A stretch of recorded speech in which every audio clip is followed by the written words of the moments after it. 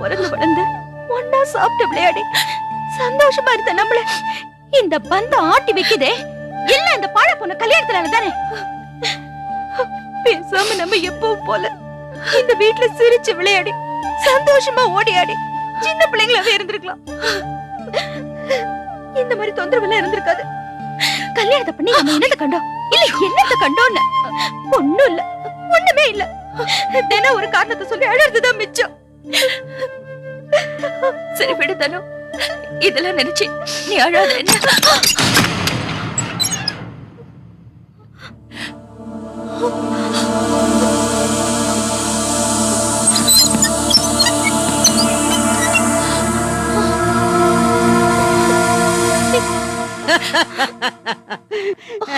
திட்டுகளா பச்சை மண்ணுங்க கண் கலங்கி நிக்கிறத பாத்தியா? உனக்கு 5 வயசு, உனக்கு 10 வயசு. பாட்டி மெதுவா பேசுங்க, யாராவது கேட்டு போறாங்க. என்னடி இது கதை? 2 பேரும் ஆளுக்கு ஒரு புள்ளைய வயித்துல வச்சுக்கிட்டு வளர்த்துட்டு வரீங்க. ஆனா அரப்பா வாடை கட்டின சின்ன பொண்ணு மாதிரி அழுதுகிட்டு இருக்கீங்களே, அசிங்கமா இல்ல உங்களுக்கு? இல்ல அசிங்கமா இல்லையான்னு கேக்குறேன். இப்பதான் முகத்தை பாக்குறது லட்சணமா இருக்கு.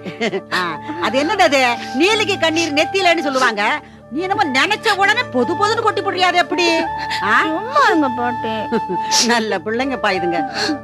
ஏமா நெஞ்சு நிறைய பாசத்தை வச்சிருக்கீங்க. நீங்க பாசத்தை வச்சிருக்கிறத இந்த ஊருக்காரன் எவனோ பார்த்துதான் கண்ணு வச்சுட்டான். அதான் திருஷ்டி பட்டு போச்சு. அதனாலதான் ராஜ மாதிரி மாமியாரும் மாணிக்க மாதிரி ஒரு மருமகனும் இந்த வீட்டுக்கு அமைஞ்சிருக்காங்க. சரி, பாட்டிக்கு தான் நம்ம நன்றி சொல்லணும் தெரியுமா? ஏன் கண்ணு எனக்கு நன்றி சொல்றீங்க? பாட்டி நீங்க தானே தனத்தை சமாதானப்படுத்தி புரிய வச்சீங்க. பாருங்க கண்ணுகளா, அவங்கவங்க அந்தந்த நேரத்துல அந்த வேலையை பார்த்தா தான் அது நல்லா இருக்கும்.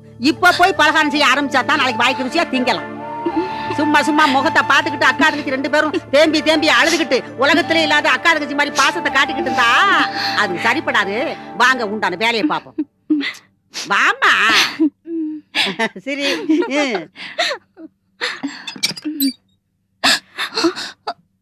என்ன தானோ